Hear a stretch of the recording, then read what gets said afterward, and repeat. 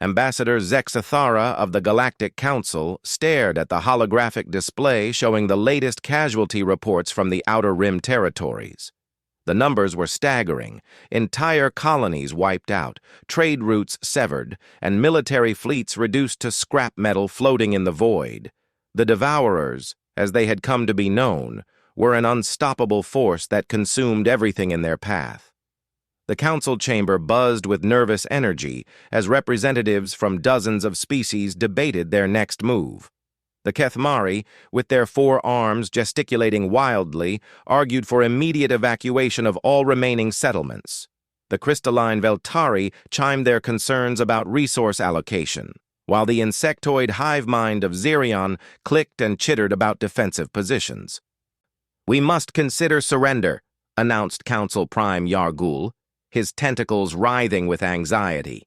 "The Devourers have shown no interest in negotiation, no mercy, no pause in their advance. Perhaps if we offer them the Outer Rim willingly, they will spare the core worlds." A chorus of shocked gasps and angry protests filled the chamber. Ambassador Zexathara noticed that one delegation remained conspicuously quiet during the heated debate. The humans sat calmly in their section, their representative Sarah Chen listening intently but saying nothing. Her dark eyes moved between speakers, occasionally glancing at the data tablet in her hands. "What of our military response?"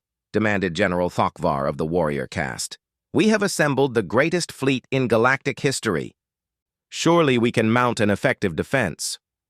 The tactical display shifted to show their combined forces. It was indeed impressive. Over 10,000 capital ships from dozens of species, each bringing their unique technologies and strategies.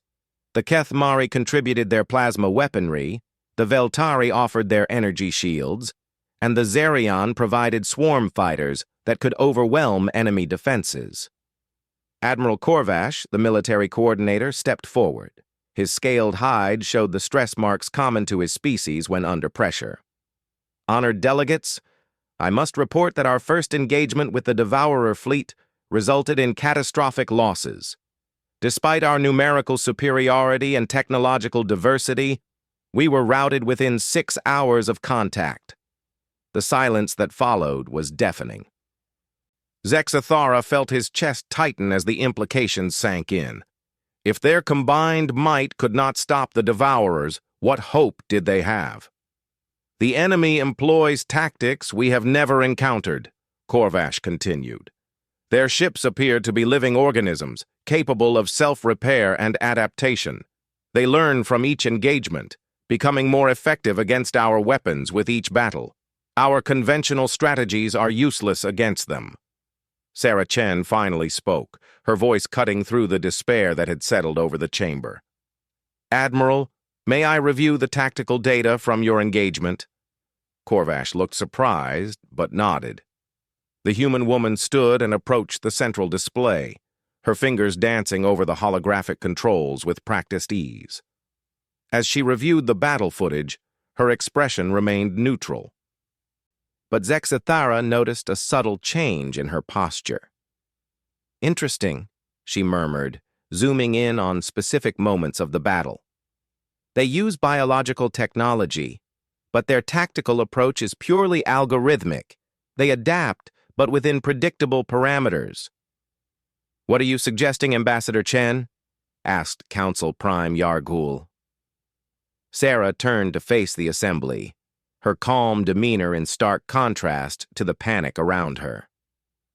"I'm suggesting that Earth would like to propose an alternative to surrender." A ripple of confused murmurs spread through the chamber. The humans were among the newest members of the Galactic Council, having joined only 50 years prior. Their technology was considered primitive by galactic standards, and their military contribution to the combined fleet was minimal, a few hundred ships at most. "With respect, Ambassador," said General Thokvar, "human forces represent less than 3% of our total fleet capacity. What could Earth possibly offer that our combined might cannot achieve?" Sarah's smile was small, but somehow unsettling. "General, I appreciate your concern. However, I believe you're operating under some misconceptions about human military capability. You see, the ships we contributed to your fleet represent our diplomatic force, not our military one. The chamber erupted in confused chatter. Ambassador Zexathara leaned forward, his species' natural curiosity overriding his diplomatic training. Ambassador Chen, are you suggesting that humanity has been withholding military assets from the Council? Not withholding, Sarah replied calmly. Simply not offering what wasn't requested. When we joined the Council, you asked for a contribution to the peacekeeping fleet. We provided exactly what you asked for, ships suitable for peacekeeping operations. Admiral Corvash's eyes narrowed. Are you telling us that humanity has additional military assets that were not declared during your admission process? Sarah consulted her tablet briefly before responding. Admiral, the Council's admission protocols require new members to declare any military assets intended for galactic deployment. Earth complied fully with these requirements. Our domestic defense forces were not relevant to the galactic community and therefore were not declared. The subtle distinction was not lost on the more experienced diplomats in the room. Zexathara felt a chill run down his spine as he began to understand what the human was implying. Council Prime Yargul's tentacles had stopped writhing and now hung motionless, a sign of deep concern in his species. Ambassador Chen, perhaps you could clarify the extent of these undeclared assets? Sarah's expression remained pleasant, almost friendly. I'd be happy to, Council Prime. However, I should first address the current crisis. The Devourers are indeed a significant threat, and conventional tactics have proven ineffective. Earth hereby formally requests permission to deploy our domestic defense assets to address this situation. How many ships are we talking about? Asked General Thokvar. Ships? Sarah seemed genuinely puzzled by the question. Oh, I'm sorry, General. I think there's been another misunderstanding. We're not talking about ships. The chamber fell silent. Every delegate, from the smallest to the largest, focused their full attention on the human representative. Then what exactly are you proposing to deploy? Yargul asked slowly. Sarah touched her tablet, and the central display changed to show a star map of the Sol system. Council delegates, I'd like to introduce you to the Solar Defense Network. For the past 200 years, Earth has been preparing for the possibility that our home world might come under threat. We took a somewhat different approach to defense than most species. The display zoomed in on Earth's moon, revealing what appeared to be massive construction projects covering its surface. Similar installations were visible on Mars, several asteroids, and floating platforms positioned throughout the system. These are not ships, Sarah explained. These are weapons platforms. Each one is capable of projecting destructive force across interstellar distances. We have approximately 12,000 such installations throughout the Sol system. Zexathara's breathing apparatus struggled to keep up with his sudden need for oxygen. 12,000 installations. The entire Galactic Council fleet numbered 10,000 ships, and the humans claimed to have 12,000 weapons platforms in their home system alone. Admiral Corvash stepped closer to the display, his military training overriding his shock. What kind of destructive force are we talking about, Ambassador? Sarah's smile became slightly wider. Each platform is equipped with what we call a stellar lance, a directed energy weapon that draws power directly from our sun. In terms of destructive capacity, a single platform can eliminate a moon-sized target at a range of approximately 50 light-years. The chamber erupted in chaos. Delegates shouted questions, accusations, and demands for clarification. Some species representatives were already reaching for their communication devices, likely to contact their home governments with this stunning revelation. Council Prime Yargul raised his voice above the din.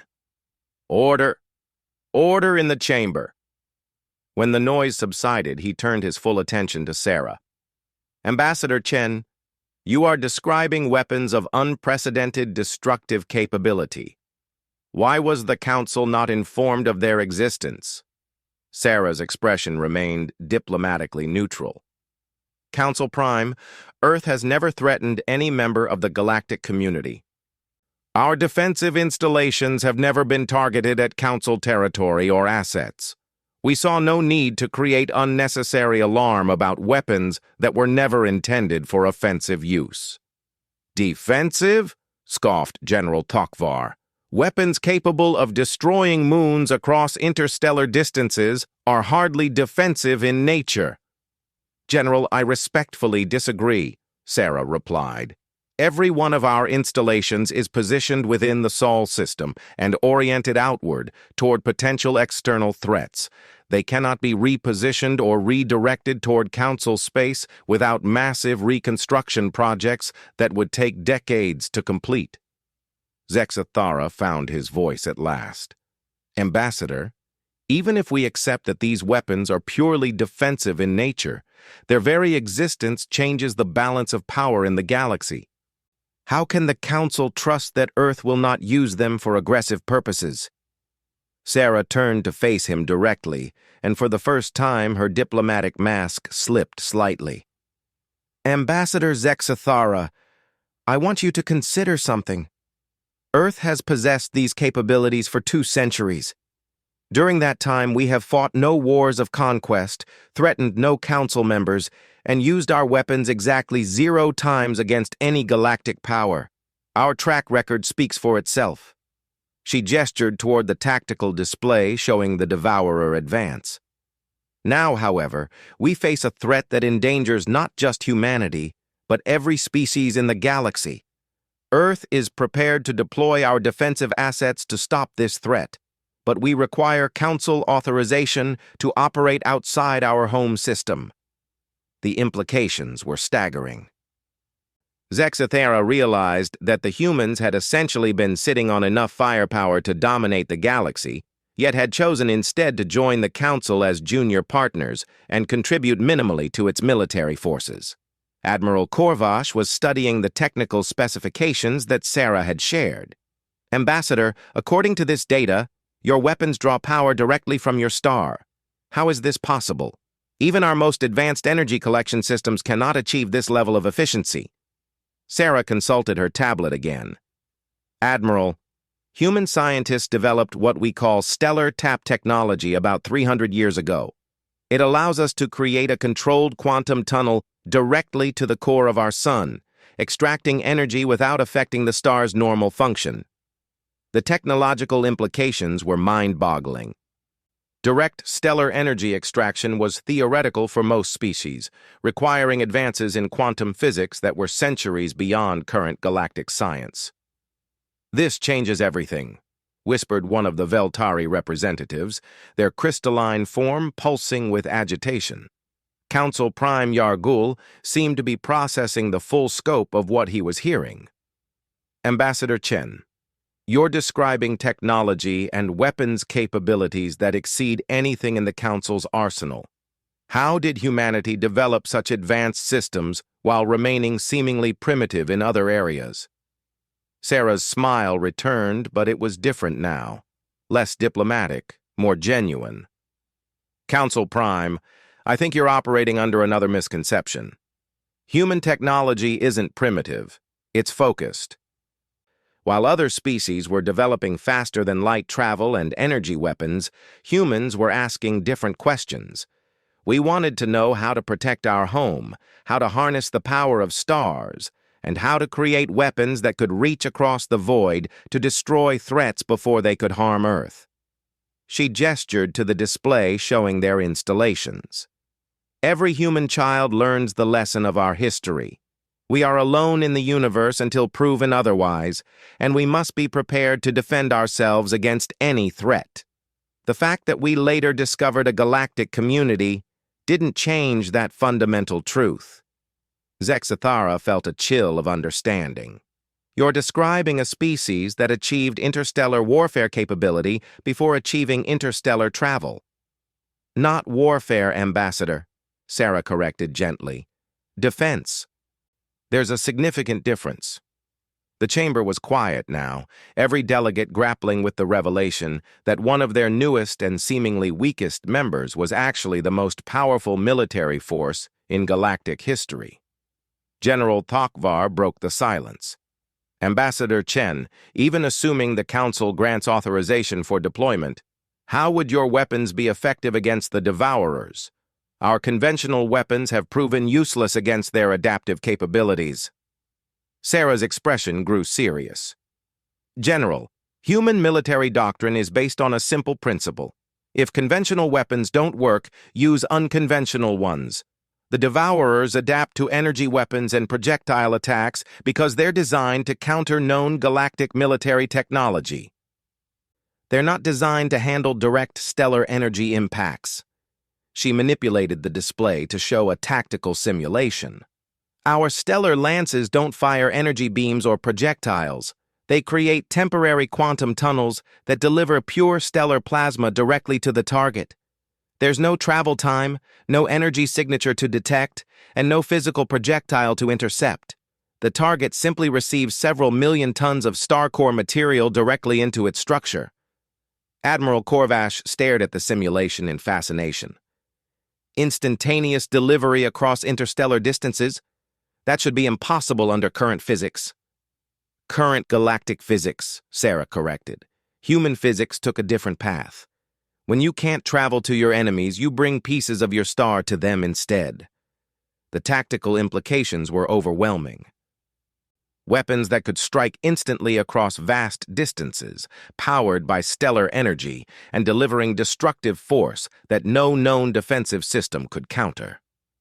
Council Prime Yargul's tentacles had begun writhing again, but now they moved in the pattern that indicated deep thought rather than anxiety. Ambassador Chen, if the Council authorizes this deployment, what exactly are you proposing to do? Sarah straightened, and for the first time since the crisis began, she looked truly confident. Council Prime, Earth proposes to demonstrate why our species has a saying, "Don't make us handle it ourselves." When humans are forced to solve a problem personally, we tend to be very thorough about it. The chamber remained silent as the delegates contemplated the choice before them. They could continue with conventional tactics and likely face defeat, or they could authorize the deployment of weapons so powerful they redefined what was possible in galactic warfare. Zexathara realized that they were witnessing a pivotal moment in galactic history. The humans had revealed themselves to be far more than anyone suspected, and the galaxy would never be the same. The council vote took 3 hours of heated debate, but the outcome was inevitable. Faced with certain extinction, the galactic representatives voted to authorize Earth's deployment of their hidden weapons.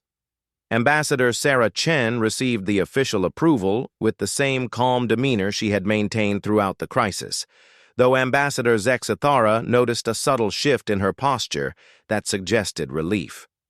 Within moments of the authorization, Sarah activated her communication device. The conversation she held was brief and conducted in what Zexathara recognized as Mandarin, one of Earth's primary languages. When she finished, she turned to address the assembly. The Solar Defense Network is now active. Our first priority is gathering real-time intelligence on Devourer positions and capabilities. Admiral Korvash will need access to your sensor networks throughout the affected regions. Admiral Korvash nodded, though his expression remained skeptical. Ambassador, our sensors have been monitoring the Devourers for months. What additional information could you possibly extract? Sarah's smile was patient, but somehow predatory. Admiral, your sensors are designed to track conventional ships moving through space. Our sensors are designed to track quantum signatures, biological energy patterns, and stellar gravitational anomalies. We see things differently. The central display shifted as human operators took control of the galactic sensor network. Immediately, the view of the Outer Rim territories changed dramatically. Where before there had been scattered reports of Devourer sightings, Now there was a comprehensive map showing the exact position, size, and composition of every enemy force. "How is this possible?" breathed General Thakvar. "Our best sensors showed perhaps 20% of what you're displaying." Sarah consulted her tablet. "General, human sensor technology evolved from our need to detect threats across interstellar distances. When you're defending a fixed position, you develop very sophisticated ways of seeing what's coming toward you." The true scope of the Devourer threat was now visible. Instead of the scattered raiding forces the Council had been tracking, the display revealed a coordinated invasion involving millions of biological ships arranged in precise formations. They weren't randomly consuming territory. They were executing a complex strategic plan to surround and isolate the core worlds. Zexathara felt his breathing apparatus strain as he processed the implications. "They've been hurting us. Every engagement, every retreat, they've been directing us into a trap." "Precisely," Sarah confirmed. "The Devourers aren't mindless consumers. They're highly intelligent strategists who have been studying galactic military doctrine for months, possibly years. They know exactly how the Council fights, and they've designed their approach accordingly." Council Prime Yargul's tentacles writhed with agitation. "If they've been planning this for so long, how do we know they haven't already prepared countermeasures for human weapons as well?" Sarah's expression grew serious. "Council Prime, that's certainly possible. However, there's one significant advantage we have. The Devourers have never encountered human military technology. Everything they know about galactic warfare comes from studying Council forces. They have no data on stellar lance technology, quantum tunnel delivery systems, or direct stellar energy manipulation. The display updated to show human installations throughout the Sol system coming online.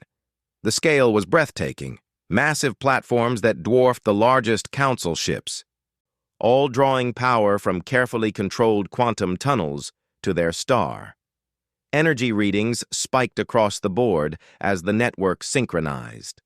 Admiral Korvash studied the readings with professional interest. "Ambassador, the energy signatures from your installations are unlike anything in our databases. How do your weapons actually function?" Sarah moved to the central display and began a technical presentation. "Admiral, conventional weapons fire projectiles or energy beams that travel from the weapon to the target. This creates travel time, allows for interception, and requires enormous amounts of energy to be effective at long range." The display showed a traditional energy weapon firing at a distant target, with the beam traveling visibly across space. "Human stellar lances work differently," Sarah continued. "Instead of firing something at the target, we create a quantum tunnel that connects our star directly to the target location. The energy doesn't travel through space, it simply appears at the destination." The simulation changed to show a quantum tunnel forming instantly between Sol and a distant point, with stellar plasma flowing through the connection.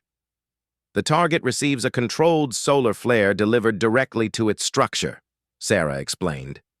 "There's no warning, no travel time, and no way to intercept or defend against it. The only limitation is our targeting accuracy and the energy cost of maintaining the quantum tunnel." General Thakvar leaned forward intently. "What kind of energy cost are we discussing? How many shots can your weapons fire?" Sarah's smile was almost apologetic. "General, I think you're still thinking in terms of conventional weapons. Our stellar lances don't fire shots, they create sustained connections. As long as we can maintain the quantum tunnel, we can continue pouring stellar energy through it. Theoretically, each lance could maintain fire for several hours before the tunnel becomes unstable." The implications were staggering. Weapons that could deliver continuous stellar-level energy directly to targets across interstellar distances, with no travel time and no way to defend against them. "How many targets can you engage simultaneously?" asked Admiral Korvash. "All of them," Sarah replied simply. "We have 12,000 platforms, each capable of independent targeting." The Solar Defense Network was designed to engage multiple simultaneous threats across the entire local galactic region. Zexathara realized that humanity had essentially built a weapon system capable of sterilizing large portions of the galaxy. The fact that they had never used it offensively was beginning to look less like restraint and more like cosmic-level mercy. The tactical display updated to show Devourer forces beginning to react to the sudden appearance of human sensor signatures throughout their operational area. Their formations shifted and adapted, but their movements revealed confusion and uncertainty. "They know something has changed," observed Admiral Corvash. "Their behavior patterns are shifting from confidence to caution." Sarah nodded. "The Devourers are intelligent, but they're also predictable. They rely on adaptation and learning, which means they need to understand their enemy before they can counter them effectively. Right now, they're encountering something completely outside their experience." She activated her communication device again, speaking rapidly in what sounded like a mixture of English and technical terminology. When she finished, she turned back to the assembly. "The first phase of our engagement will begin in approximately 10 minutes. We're going to start with precision strikes against their scouting forces to gather data on their defensive capabilities and adaptive responses." The display zoomed in on a sector where a small group of Devourer ships was probing the defenses of a mining colony. The biological vessels moved with predatory grace, their organic hulls pulsing with energy as they prepared to assault the colony's shields. Suddenly, the lead Devourer ship simply ceased to exist. There was no explosion, no energy discharge, no visible weapon fire. One moment it was approaching the colony, and the next moment there was only empty space and a rapidly expanding cloud of superheated plasma. The remaining Devourer ships froze in confusion, their formation breaking as they attempted to identify the threat. Seconds later, a second ship vanished in the same manner, followed by a third and fourth in rapid succession. "Direct hits," reported Sarah, checking her tablet. "Quantum tunnels established and maintained for 0.7 seconds each. Complete target elimination achieved." Admiral Corvash stared at the display in shock. There was no warning, no energy buildup, no targeting beam. "How did you achieve such precision at this range?" Sarah's explanation was matter-of-fact.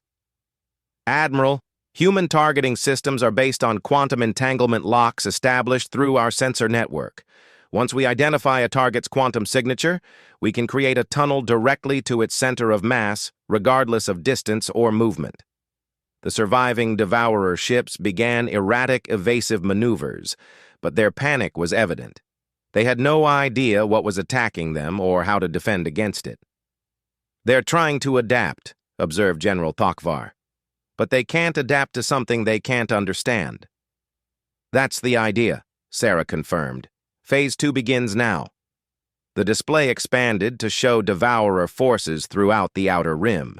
Simultaneously, across dozens of star systems, enemy ships began disappearing. Not in ones or twos, but in coordinated strikes that eliminated entire formations in seconds. The precision was incredible. Human weapons targeted command ships, support vessels, and key nodes in the Devourer network with surgical accuracy. Within minutes, the carefully orchestrated enemy invasion began to collapse as communication links were severed and leadership structures eliminated. "How are you coordinating strikes across such vast distances?" asked Zexathara. Sarah's response revealed yet another layer of human technological superiority.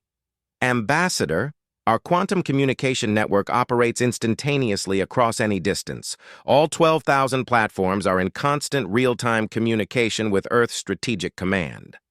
We can coordinate simultaneous strikes across the entire galaxy if necessary." The scope of human preparation was becoming clear. They hadn't just built powerful weapons, they had created an integrated defense network that could respond to threats anywhere in galactic space with perfect coordination and instant communication. On the display, Devourer forces were attempting to regroup and adapt to the new threat. Their biological ships began clustering together in dense formations, apparently trying to create some kind of collective defense. "Interesting," Sarah murmured, studying the enemy response. "They're trying to create a distributed consciousness network, probably hoping that multiple minds can analyze our attack patterns faster than individual ships."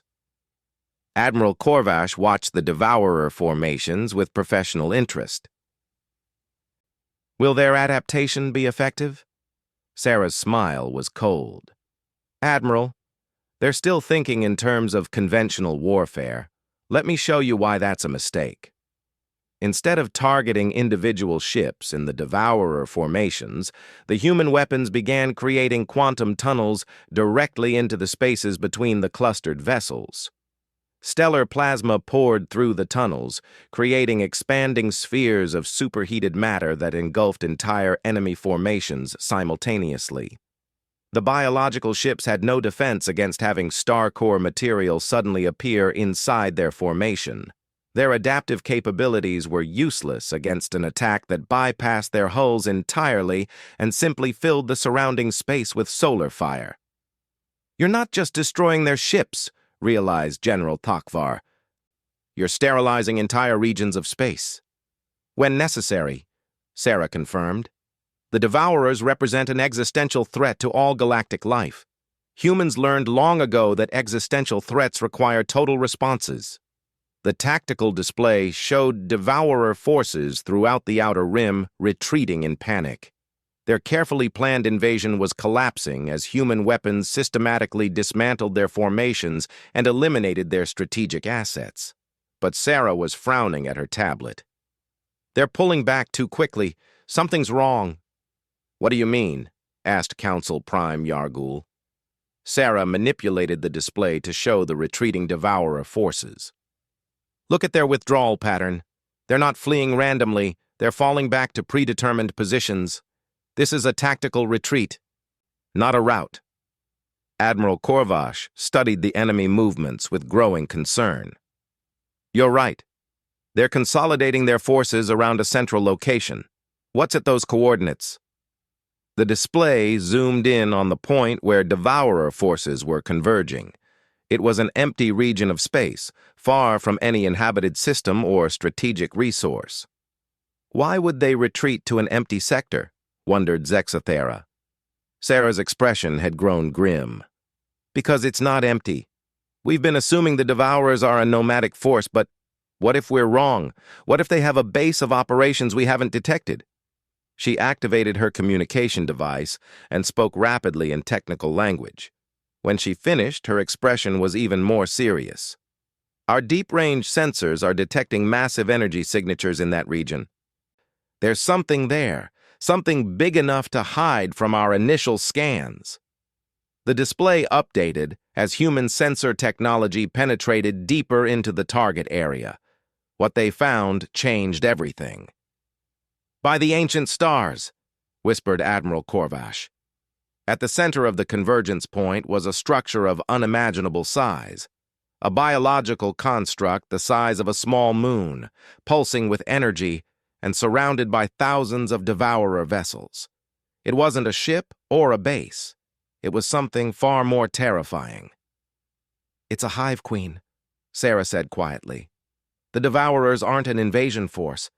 They're a scouting swarm. That thing has been growing larger while its children gathered intelligence on galactic defenses." The chamber fell silent as the delegates realized the true scope of the threat they faced. The enemy they had been fighting was merely the advance guard of something far more dangerous. Sarah activated her communication device one more time, her voice carrying a note of steel that had been absent before. When she finished, she turned to face the assembly with an expression of absolute determination. "The Council authorized humanity to deploy our defensive assets," she said. "I'm now formally requesting authorization to deploy our offensive capabilities." Zexathera felt his blood chill. "Ambassador, what exactly are offensive capabilities in human terms?" Sarah's smile was no longer diplomatic. It was the expression of a predator that had finally identified its prey. "Council delegates, You're about to learn why humans have a saying about not making us handle things ourselves. When we do, we don't just solve the immediate problem, we eliminate it permanently. The authorization for offensive deployment came swiftly. The sight of the moon-sized devourer hive queen had eliminated any remaining hesitation among the council delegates. Ambassador Sarah Chen received the approval with a nod that somehow managed to be both grateful and ominous. "Thank you, Council Prime," she said, already activating her communication device. The conversation she held this time was longer and conducted in what Ambassador Zexathara recognized as a mixture of human languages, including some dialects that seemed to incorporate mathematical formulas. When Sarah finished her call, the central display shifted to show the Sol system once again, but now, instead of the defensive platforms they had seen before, new installations became visible throughout human space. These structures were different, larger, more complex, and radiating energy signatures that made the defensive weapons look like toys in comparison. "Council delegates," Sarah announced, "I'd like to introduce you to humanity's Stellar Engineering Corps. While our defense network was designed to protect Earth, the Engineering Corps was created for a different purpose entirely." Admiral Corvash leaned forward intently. "What purpose would that be, Ambassador?" Sarah's expression was eerily calm. "Complete restructuring of hostile star systems, Admiral. When humans encounter a threat too large for conventional weapons, we don't just destroy it, we eliminate the entire region of space that supports it." The display zoomed in on installations that defied comprehension. Massive structures that seemed to wrap around artificial star cores, surrounded by construction platforms that stretched across entire orbital zones. Energy readings from these facilities registered off the scale of galactic measurement systems. "What exactly are we looking at?" asked General Takvar, his voice strained with disbelief. "Stellar forges," Sarah explained matter-of-factly. "Each installation is capable of creating controlled supernovas, artificial black holes, or quantum cascade reactions that can destabilize matter across multiple star systems. We built them after our scientists calculated the theoretical limits of conventional warfare." Zexathara felt his breathing apparatus struggle to process the implications. "You're describing weapons capable of destroying entire solar systems." "Not just destroying, Ambassador," Sarah corrected gently. "Remaking. Human engineering philosophy is based on the principle that any problem can be solved through sufficient application of organized stellar energy. If a region of space contains threats too dangerous to allow continued existence, we simply redesign that region." The technical specifications appearing on the display were beyond anything in galactic science. Humanity had apparently learned to manipulate stars themselves as construction materials, creating weapons that could reshape the fundamental structure of space-time across vast regions. Council Prime Yargul's tentacles had gone completely rigid, a sign of overwhelming shock in his species. "Ambassador Chen, you're describing the ability to remake substantial portions of the galaxy itself." "If necessary," Sarah confirmed. "Though we prefer more elegant solutions when possible." She manipulated the display to focus on the region where the devourer hive queen was consolidating its forces. "In this case, we've identified a more targeted approach. Our analysis indicates that the hive queen is not just a command structure, it's a breeding facility designed to produce unlimited numbers of devourer swarms." The biological construct pulsed with energy as thousands of new ships emerged from its surface, joining the already massive fleet surrounding it. Even as they watched, more vessels were being born from the creature's living hull. "At its current reproduction rate," Sarah continued, "the hive queen will have produced enough devourers to overwhelm all galactic defenses within approximately 6 months. Conventional weapons cannot damage something of that size quickly enough to prevent catastrophic reproduction." Admiral Corvash studied the readings with professional concern. "Ambassador, Even your stellar lances would require sustained fire for days to destroy something that massive. The creature would have time to disperse its offspring across the galaxy. Sarah's smile was patient but predatory. Admiral, you're still thinking in terms of attacking the target. Human military doctrine suggests a different approach. We don't attack the Hive Queen directly. We attack the space it occupies. The display shifted to show the Stellar Forge installations coming fully online. Energy signatures spiked as massive amounts of power flowed into systems that had never been activated during peacetime. "What exactly are you planning to do?" asked Zexathara, though he wasn't sure he wanted to know the answer. Sarah consulted her tablet briefly. "We're going to create a localized space-time inversion field centered on the Hive Queen's current position. The field will cause the region to experience accelerated entropy, effectively aging the target and surrounding area by several million years in the span of approximately 30 seconds. The chamber fell completely silent. Even the normally talkative Kethmari delegation had stopped their constant chatter. General Thakvar was the first to find his voice. "You're talking about weaponizing time itself." In a manner of speaking, Sarah agreed. Human physicists discovered that space-time can be manipulated through controlled gravitational distortion fields powered by stellar energy. By creating specific field configurations, we can accelerate the passage of time within a limited region while leaving the surrounding area unaffected. The implications were staggering. A weapon that didn't just destroy targets but aged them out of existence, reducing even the most massive structures to cosmic dust in seconds. "How is such a thing possible?" breathed Ambassador Zexathara. Sarah's explanation was delivered with the same calm tone she might use to discuss weather patterns. "Ambassador, Einstein's theories showed that time is relative and can be affected by gravity and energy. Human scientists simply scaled up the principles to practical applications.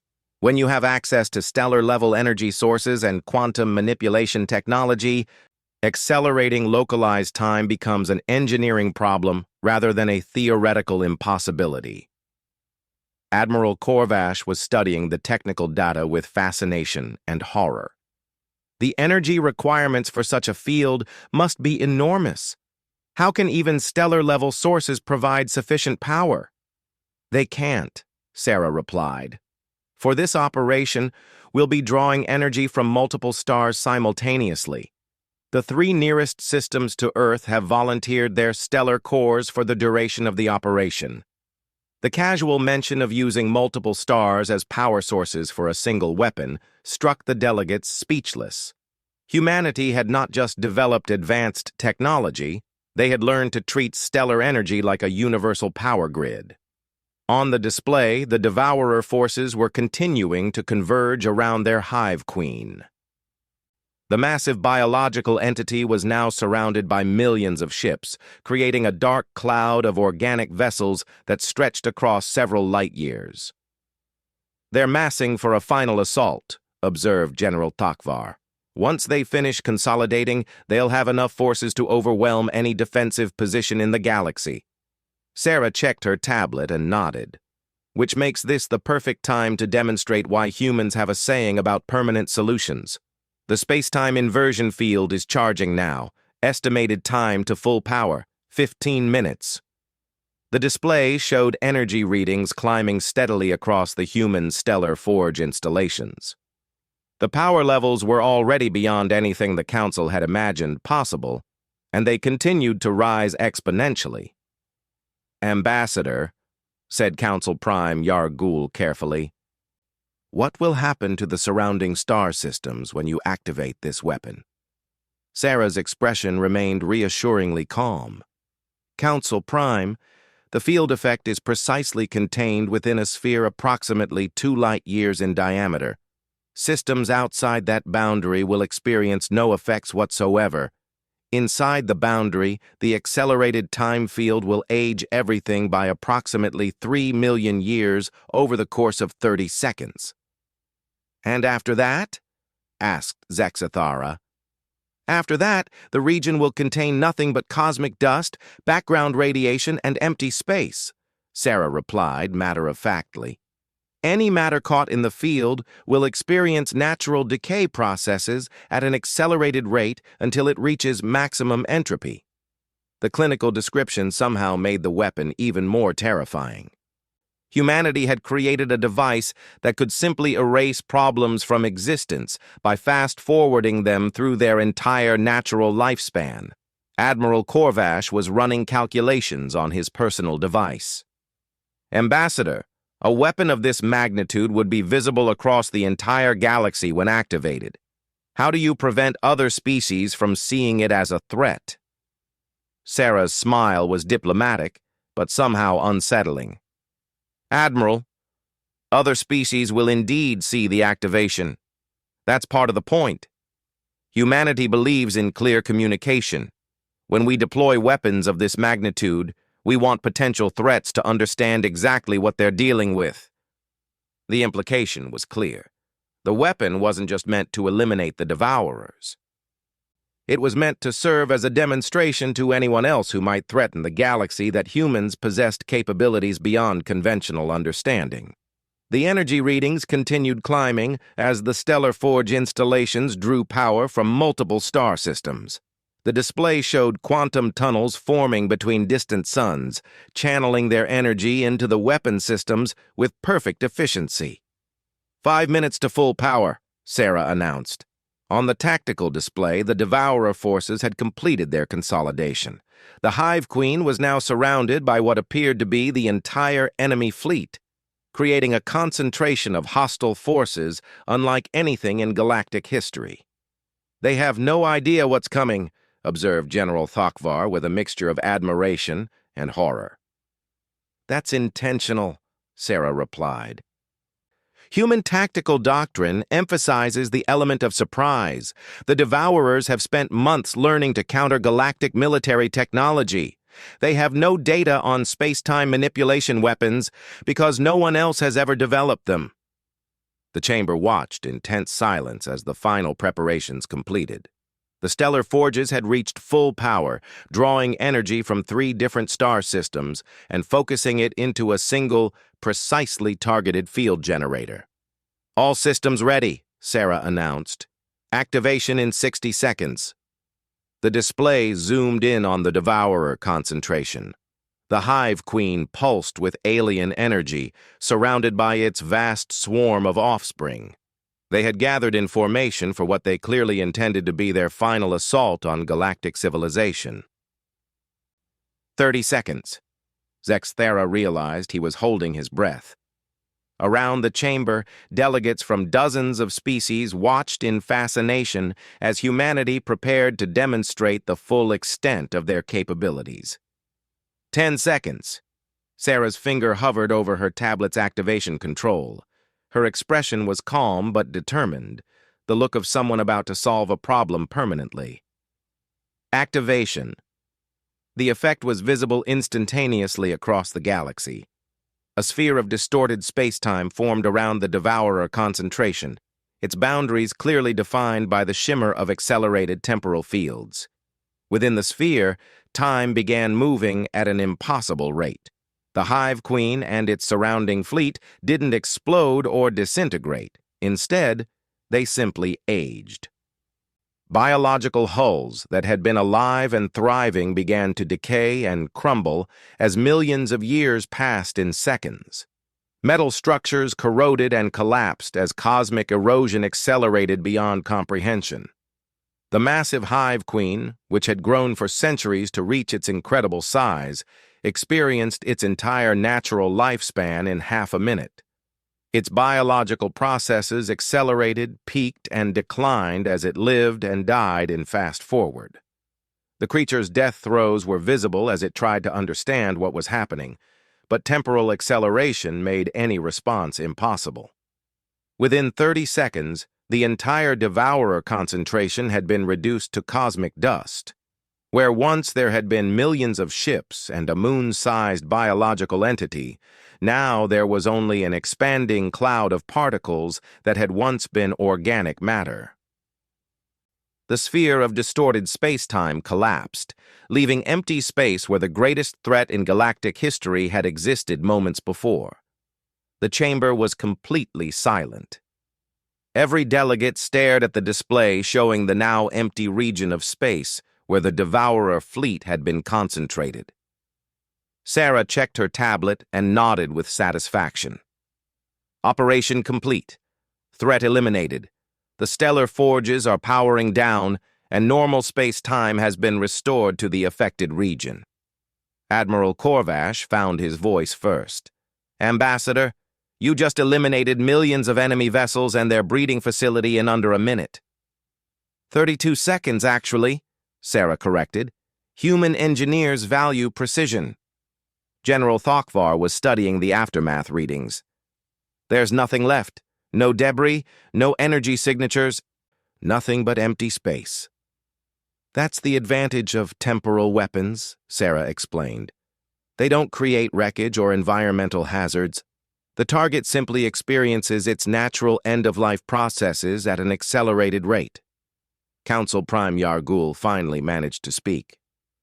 Ambassador Chen, humanity has just demonstrated capabilities that exceed anything in galactic history. What does this mean for the future of the Council? Sarah's expression became more diplomatic as she considered the question. Council Prime, Earth has no desire to dominate or threaten the galactic community. We developed these capabilities purely for defensive purposes, and we've used them today to protect all Council members from an existential threat. She gestured to the tactical display showing the now peaceful Outer Rim territories. The Devourer threat has been permanently eliminated. The galaxy is safe, and normal galactic civilization can continue as before. Zexathara felt compelled to ask the question that was clearly on every delegate's mind. Ambassador, what assurance can you give the Council that humanity won't use these weapons for aggressive purposes in the future? Sarah's smile was patient and somehow reassuring. Ambassador Zexathara, I think the answer to that question is self-evident. Humanity has possessed these capabilities for centuries, yet we chose to join the galactic community as peaceful members. We've used our weapons exactly once, and only when faced with a threat that endangered all galactic life. She paused, letting the implications sink in. If Earth wanted to conquer the galaxy, don't you think we would have done so by now? The logic was undeniable. A species capable of manipulating time and space on a galactic scale could have easily dominated every other civilization long before revealing their capabilities. So what happens now? Asked Admiral Corvash. Sarah consulted her tablet one final time. Now, Admiral, humanity goes back to being the peaceful junior members of the Galactic Council that we've always been. Our stellar forges will return to standby status. Our defensive network will resume its quiet monitoring of potential threats, and will continue contributing to galactic civilization in all the ways we have before. She looked around the chamber, meeting the eyes of delegates from across the galaxy. The only difference is that now, everyone knows what happens when you force humans to handle a problem ourselves. We solve it completely, permanently, and with extreme prejudice against anyone who threatens our friends. The chamber remained silent as the delegates processed the new reality they found themselves in. The galaxy had a protector they had never suspected, one that had been quietly watching over them while appearing to be among the weakest members of their community. Ambassador Zexathara realized that everything had changed.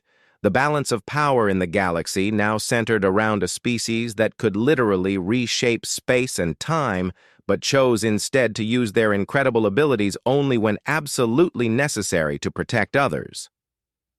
As the council session ended and delegates began filing out to contact their home governments, one thought echoed in every mind. They were very fortunate that when humans said, "Fine, I'll handle it myself," they meant protecting everyone rather than conquering them.